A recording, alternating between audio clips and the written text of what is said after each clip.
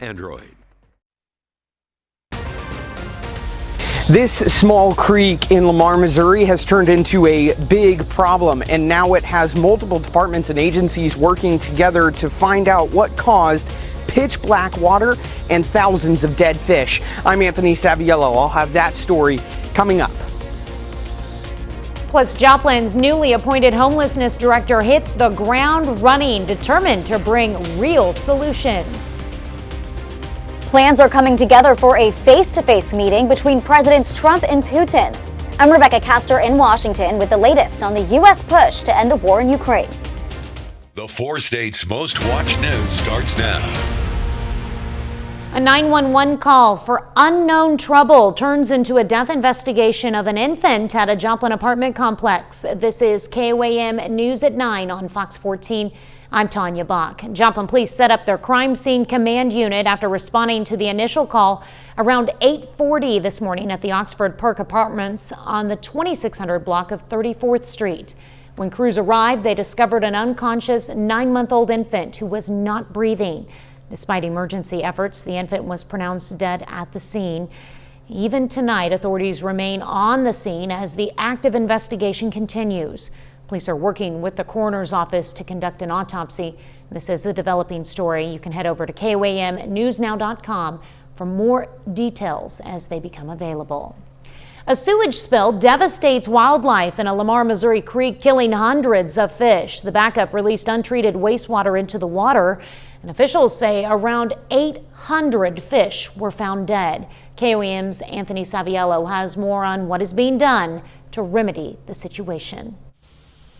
It's a tale that smells bad. We determined that at some point we've had a sewer overflow from one of our manholes close to the creek. So currently we're working on remediating that. A closer look at the water shows Honey Creek is now a watery grave for hundreds of fish. Nobody wants to see these circumstances. Nobody wants to see any harm come to the wildlife. I mean, wildlife's a great part of the ecosystem. It takes all of it to make that work. Despite the perishing of so many fish, the Missouri Department of Conservation says there is good news for the future of the creek. If the habitat returns, in this case would be cleaner water, the wildlife will return too. It's just a matter of getting things cleaned up and then let nature take its course. And in this case, it will probably repopulate that stream, and over a course of time, things should be fine. This stinky situation serves as a reminder. This is a good reminder that habitat exists in all types of environments: urban, rural, big river, small stream in the city, anything like that. So it's just, it's another reason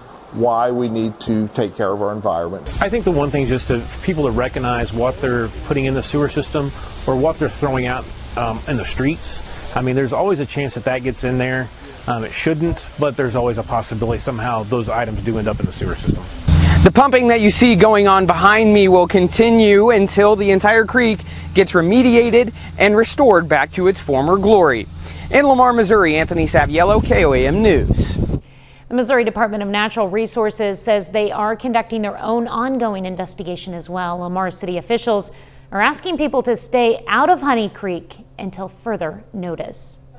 The Oklahoma Department of Mines holds a public meeting for a proposed limestone quarry permit. Midstate Materials is seeking a 100-year permit to mine the land 1 mile north of Highway 10 near Spring River. Now, concerns from Miami residents vary from air and water quality to the blasting expected to happen.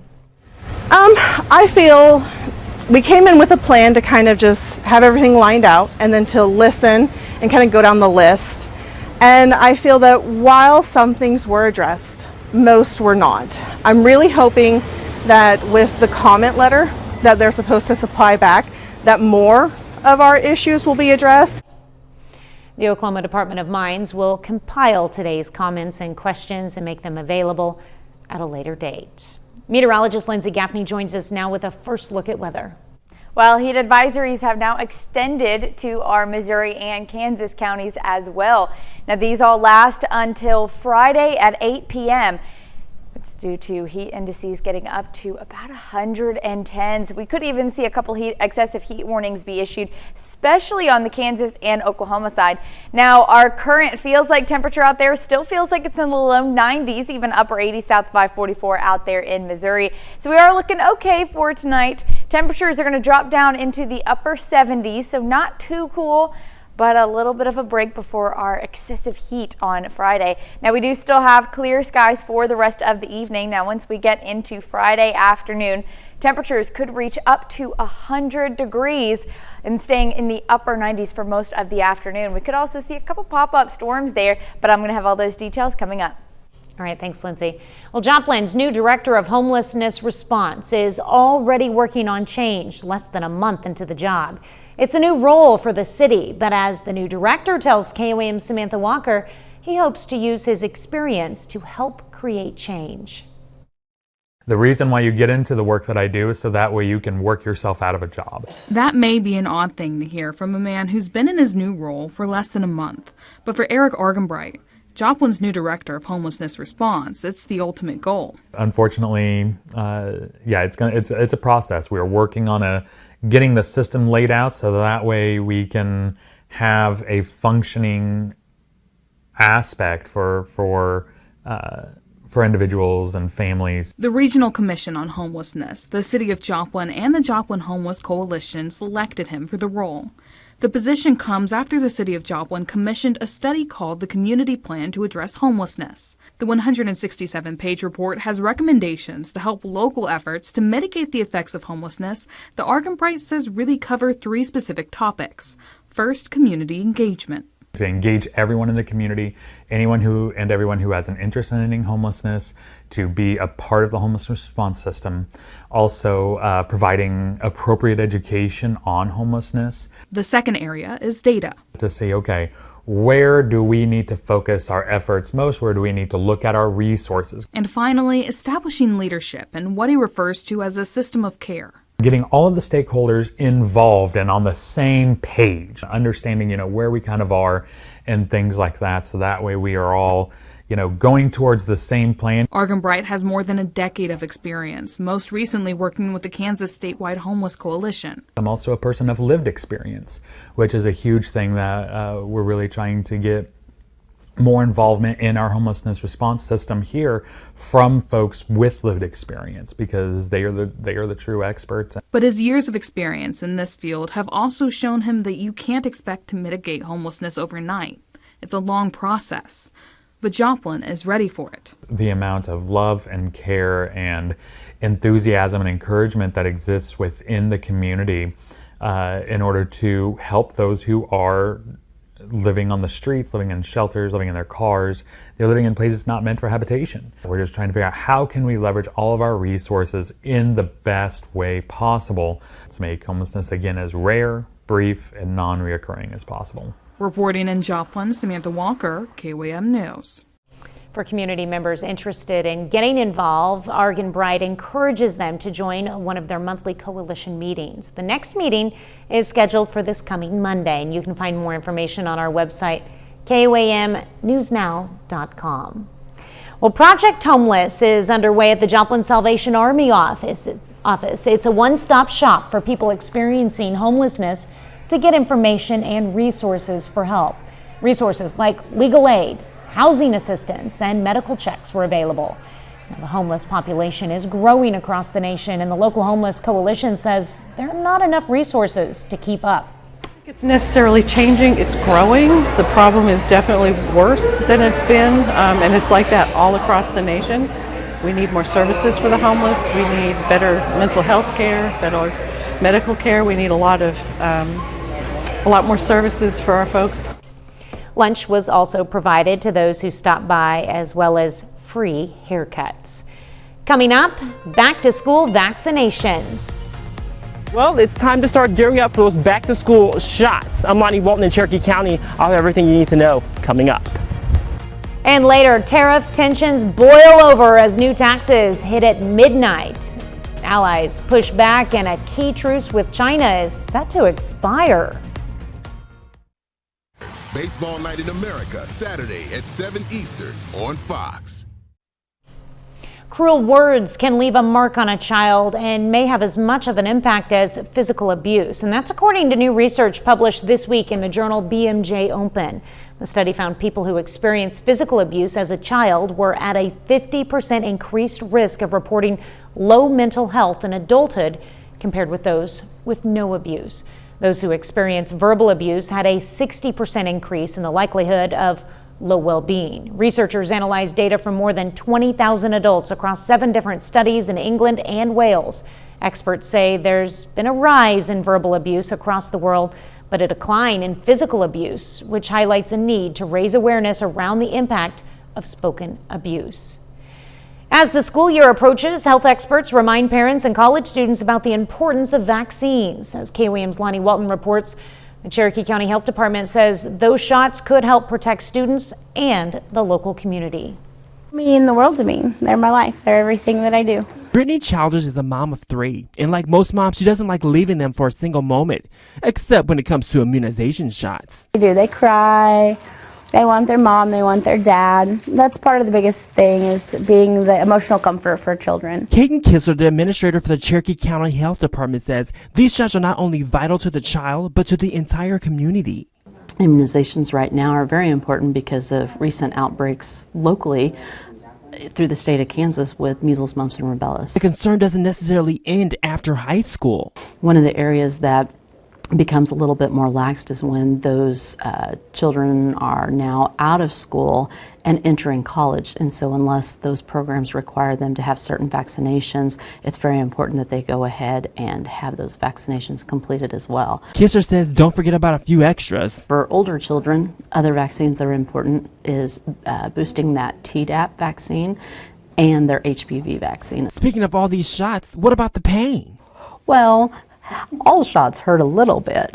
You really don't tell them they're going to get the shot before they get the shots. And if you don't like taking shots, hopefully the pain won't last for too long. Reporting in Cherokee County, I'm Lonnie Walton, KOAM News. According to the Kansas Department of Health and Environment, there is an increase in exemptions from last year, mostly due to religious preferences. Well, Lindsay is next with a complete look at your forecast. And later, a Joplin ice cream parlor is scooping up frozen treats and backpacks for kids headed back to school. Make 2025 your year to explore. Starts.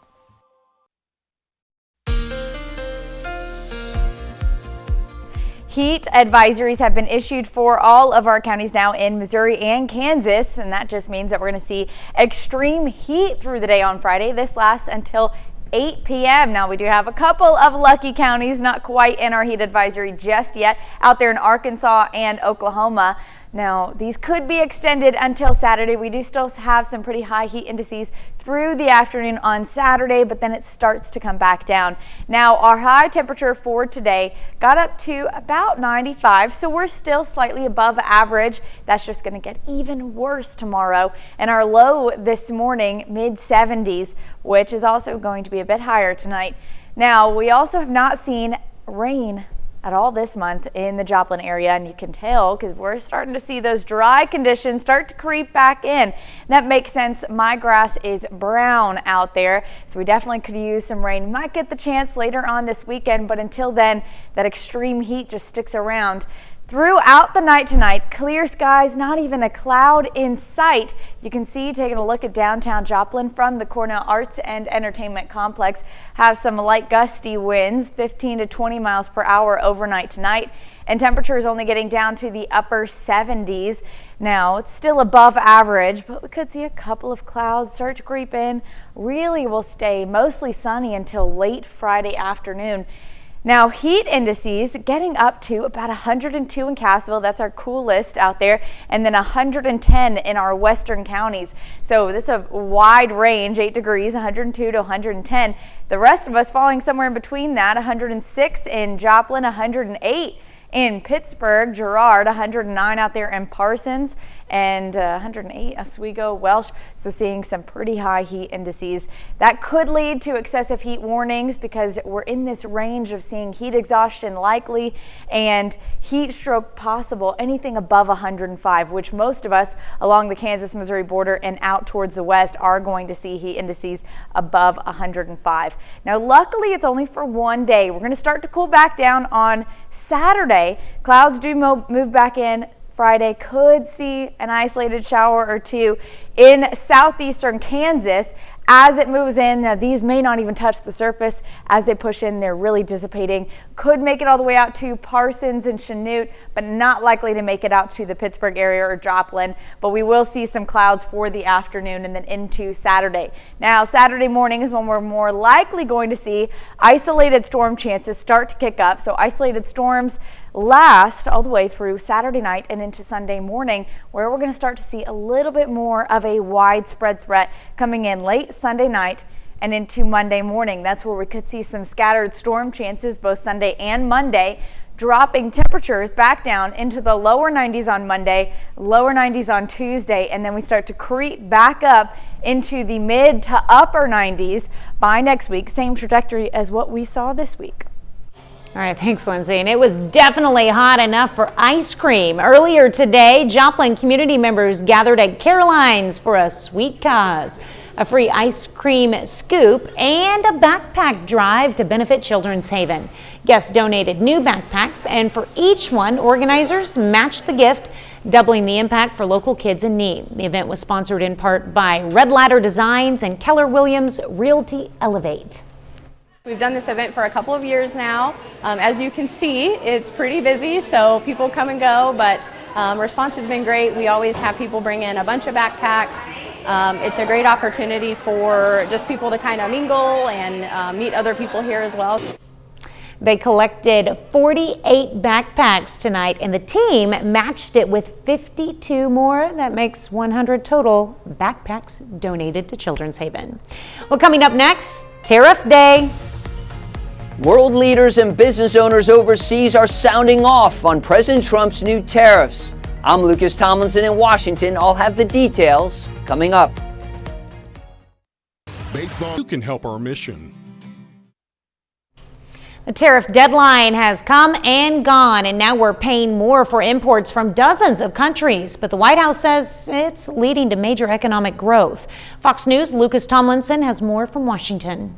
It's the tariff deadline day, and the gloves are coming off. Just after midnight, the Trump administration slapped new import taxes on goods from more than 60 countries and the EU. The president says the new policy will lead to unprecedented economic growth. It comes as the economy appears to be weakening slightly, with hiring slowing down and inflation ticking back up. But the White House says none of that is the fault of the tariffs. We've actually seen import prices decline, and so therefore they're going to cut the price and we're going to get the revenue. That's something that has been proven now over and over. Overseas businesses reacted to the new tariffs with a mix of alarm and skepticism. There's no question about it. This hurts. This will definitely reduce our profits. It's very selfish of the U.S. president because America pays virtually no tariffs in return. One of the hardest hit countries is India. President Trump is linking a 50% tariff with India's purchase of Russian oil. But the Indian government says it needs that oil to fuel its economy. India will never compromise on the interests of its farmers, livestock owners, and fishermen, our brothers and sisters. Meanwhile, a trade truce remains in place with China, but that expires in 5 days, and it's unclear what Beijing's new tariff rate will be if they can't make a deal. President Trump is taking a softer line with China, trying to get some overall deal than he is with India. A tariff pause also remains in effect with Mexico, America's largest trading partner. In Washington, Lucas Tomlinson, Fox News. President Donald Trump signs an executive order formalizing debanking protections. It's an issue conservatives and crypto industry advocates have been pushing for. Debanking is an umbrella term for when banks restrict services to customers for any number of reasons. The executive order directs federal banking regulators to remove the reputational risk language from their guidance to lending institutions. Reputational risk is a broad concept that crypto and other businesses say led mainstream lenders to ice them out. A senior White House official says the order also instructs regulators to review banks' past or current policies. Well, coming up next, the Spiva Center for the Arts is showing off the powerful story of Joplin's East Town. A powerful chapter of Joplin's history is brought to light at the Spivak Center for the Arts. The latest exhibit, Joplin's East Town, A Legacy Revealed, opened today for a deeply personal and intimate look at the often overlooked history of the African American community in East Town and beyond.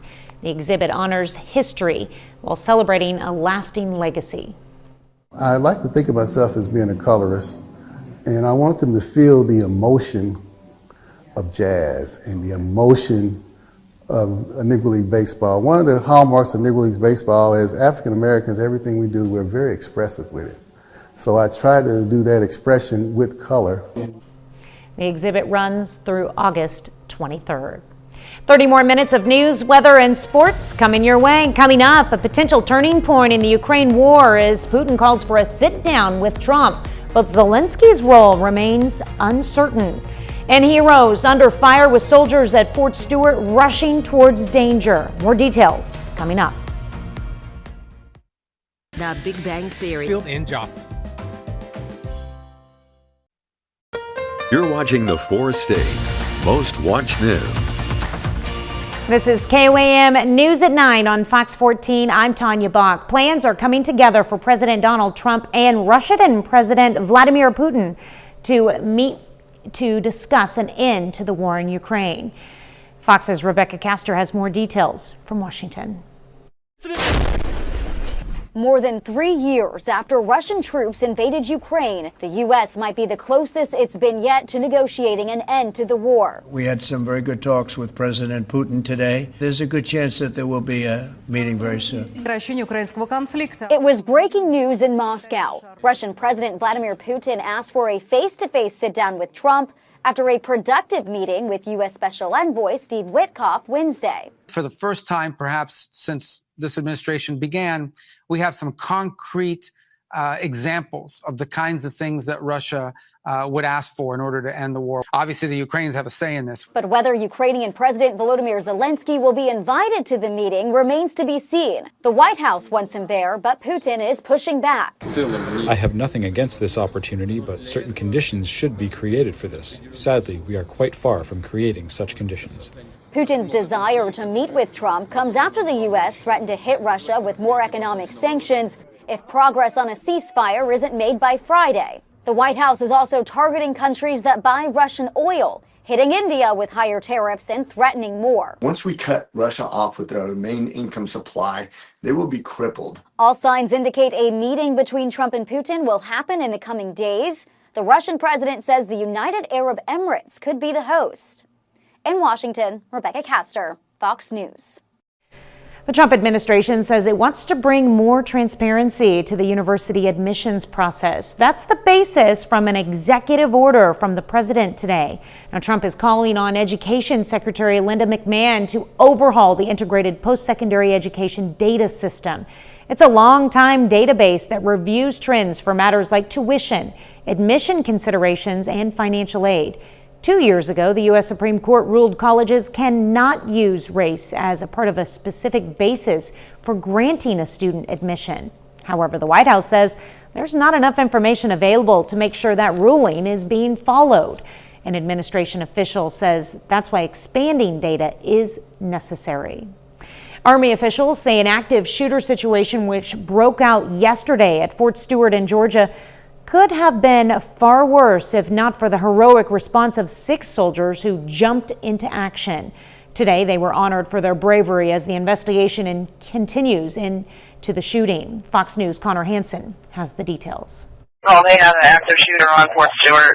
One of the largest military bases in the U.S. went under lockdown Wednesday after shots rang out and 5 soldiers were hurt.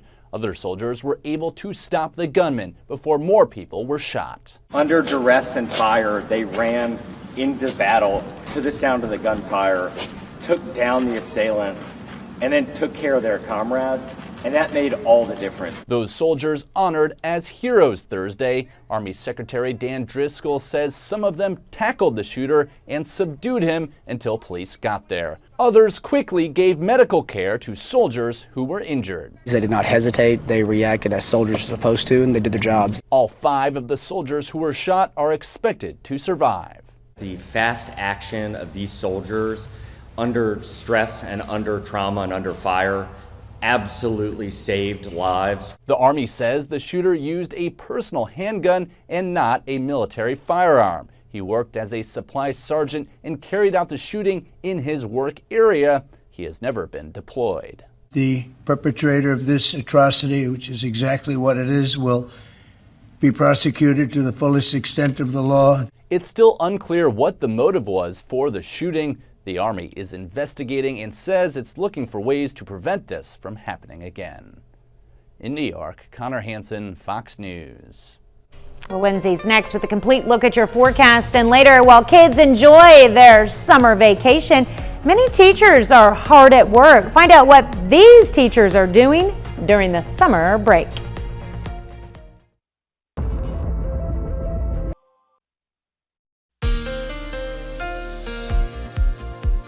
Heat advisories have been issued for all of our counties now in Missouri and Kansas, and that just means that we're going to see extreme heat through the day on Friday. This lasts until 8 p.m. Now, we do have a couple of lucky counties not quite in our heat advisory just yet out there in Arkansas and Oklahoma. Now, these could be extended until Saturday. We do still have some pretty high heat indices through the afternoon on Saturday, but then it starts to come back down. Now, our high temperature for today got up to about 95, so we're still slightly above average. That's just going to get even worse tomorrow. And our low this morning, mid-70s, which is also going to be a bit higher tonight. Now, we also have not seen rain at all this month in the Joplin area, and you can tell because we're starting to see those dry conditions start to creep back in. That makes sense. My grass is brown out there, so we definitely could use some rain. Might get the chance later on this weekend, but until then, that extreme heat just sticks around. Throughout the night tonight, clear skies, not even a cloud in sight. You can see, taking a look at downtown Joplin from the Cornell Arts and Entertainment Complex, have some light gusty winds, 15 to 20 miles per hour overnight tonight, and temperatures only getting down to the upper 70s. Now, it's still above average, but we could see a couple of clouds start to creep in. Really will stay mostly sunny until late Friday afternoon. Now, heat indices getting up to about 102 in Cassville. That's our coolest out there. And then 110 in our western counties. So this is a wide range, 8 degrees, 102 to 110. The rest of us falling somewhere in between that, 106 in Joplin, 108 in Pittsburgh, Girard, 109 out there in Parsons, and 108 Oswego, Welsh. So seeing some pretty high heat indices. That could lead to excessive heat warnings because we're in this range of seeing heat exhaustion likely and heat stroke possible, anything above 105, which most of us along the Kansas-Missouri border and out towards the west are going to see heat indices above 105. Now, luckily, it's only for one day. We're going to start to cool back down on Saturday. Clouds do move back in. Friday could see an isolated shower or two in southeastern Kansas as it moves in. Now, these may not even touch the surface as they push in. They're really dissipating. Could make it all the way out to Parsons and Chanute, but not likely to make it out to the Pittsburgh area or Joplin. But we will see some clouds for the afternoon and then into Saturday. Now, Saturday morning is when we're more likely going to see isolated storm chances start to kick up. So isolated storms last all the way through Saturday night and into Sunday morning, where we're going to start to see a little bit more of a widespread threat coming in late Sunday night and into Monday morning. That's where we could see some scattered storm chances both Sunday and Monday, dropping temperatures back down into the lower 90s on Monday, lower 90s on Tuesday, and then we start to creep back up into the mid to upper 90s by next week. Same trajectory as what we saw this week. All right, well, still ahead, the Mid-America League Championship Series gets underway tonight with the Outlaws only 2 wins away from back-to-back titles. We'll update you on their matchup, and as Pitt State and Missouri Southern prepare for their season openers later this month, they're in similar positions under center at quarterback. We'll have all the details coming up. Tuesday on Fox. With practices underway and preparation beginning for season openers at the end of this month, Pitt State and Missouri Southern have their eyes on the quarterback position as new faces will take over under center for both squads. For the Gorillas, this is unfamiliar territory as they are tasked with replacing 3-year starter Chad Dodson. With the competition heating up as Pitt State takes the field 3 weeks from today, all eyes are on the quarterbacks to see which signal caller comes out on top.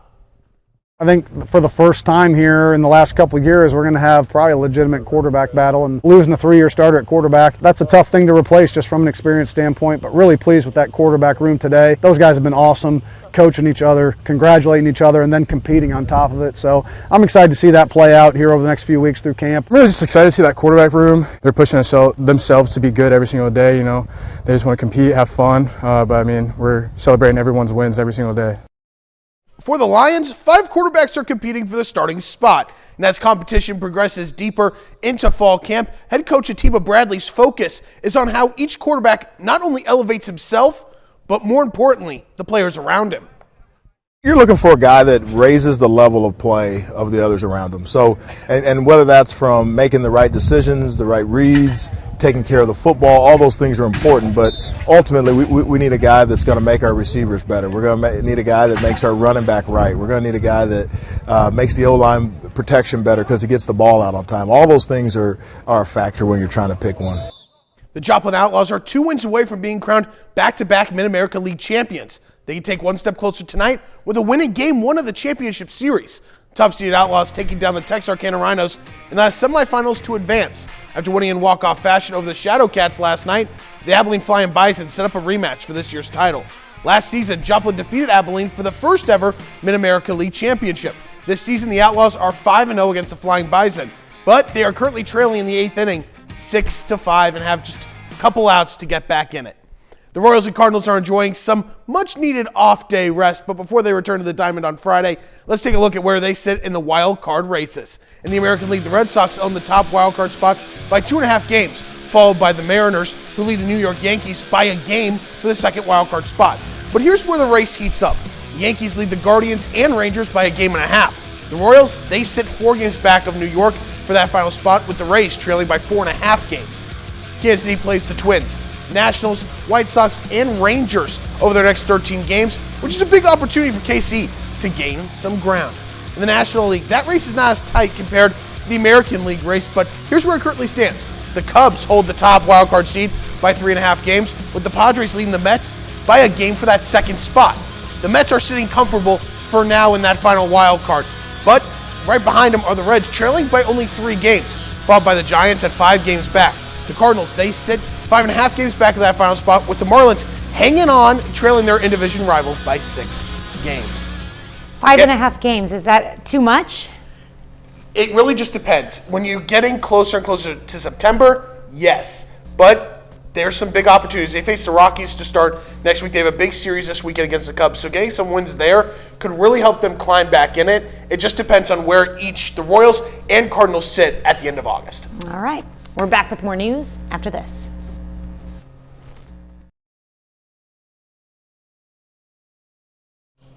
In a world where there's so many different kinds of jobs, if you don't work in or personally know someone in a certain industry, it might be hard to fully understand a day in their life. Fox News' Ted Linder takes a closer look at what countless teachers around the nation have been up to throughout the summer. For most kids, summer vacation is a welcome sign of freedom from the classroom, with time spent relishing in all kinds of fun in the sun. And while they're off making a splash, most are probably not thinking about their teachers or the upcoming academic year. But education experts say their minds are glued on their students, as many spend a hefty amount of time throughout the summer planning for the fall. The misconception is that they're not doing any work and that they actually have it off. Teachers are doing a different kind of work that is vital to the profession in the summer, and that is reflecting. Once school is out, Dr. Laura Eicher, director of the teacher residency program at Clemson University, says many teachers use the summer to advance their own schooling. They might engage in professional development opportunities or take advanced coursework because they don't have time to do that during the school year. Some teachers also continue working in their district's summer school programs. Others remain busy setting up their classrooms and adapting their lessons. If possible, if they do have a roster of students ahead of time, I know that teachers look at the data, especially the academic success data, and start thinking of ways to differentiate their instruction to meet the needs of learners who may be struggling. Meanwhile, Dr. Eicher encourages college students looking to become teachers to try and take advantage of opportunities in the summer to work with kids. So work some summer camps like during the summer where you can lead small groups of students, help feed students who don't have lunch. There are tutoring that's available sometimes with summer programs. Ted Lindner, Fox News. Up next, K-pop demons, Hollywood legends, and a scandalous new role. It's all lighting up this week's Hollywood Nation. From a K-pop streaming hit to a star-studded night for a cause, Fox's Ashley Dvorkin has all the latest in today's Hollywood Nation. Plaza gets scandalous, K-pop demon hunters dominate, and stars step up for a good cause in the Hollywood Nation. Stand Up to Cancer has announced the star-studded lineup for its 9th biennial fundraising special. Broadcasting for the first time from Nashville, the telecast will feature live performances by Jelly Roll, the Jonas Brothers, Dan and Shay, Brothers Osborne, and more. Pre-taped segments include appearances by Kevin Bacon, Jamie Foxx, Tim McGraw, Zoe Saldana, Reese Witherspoon, and Keith Urban. Co-founder Katie Couric is also set to appear, and Grammy winner Sheryl Crow will host and perform. The event airs August 15th across more than 30 platforms. Let's get battle ready. K-pop Demon Hunters is slaying its way into Netflix history. Since premiering June 20th, the animated hit has pulled in 158.8 million views in just 46 days, making it the streamer's 4th most watched movie of all time, with room to climb. It now trails behind Red Notice, Carry On, and Don't Look Up, and has already surpassed The Atom Project and Bird Box. The film's breakout song Golden is also riding high, sitting at number 2 on the Billboard Hot 100. Aubrey Plaza is taking on the role of Hollywood's most notorious madam. According to Variety, Plaza will produce and star as Heidi Fleiss in a new biopic. The film follows Fleiss in the lead-up to her 1990s trial, as she scrambles to avoid prosecution by blackmailing and leveraging high-profile connections with help from a young writer. Production is set to begin later this year in Los Angeles. In Hollywood, Ashley Dvorkin, Fox News. And that's our time for tonight. Thank you for joining us. We're going to leave you with video of elephants and eagles, all at the Houston Zoo. Have a great night and an even better tomorrow.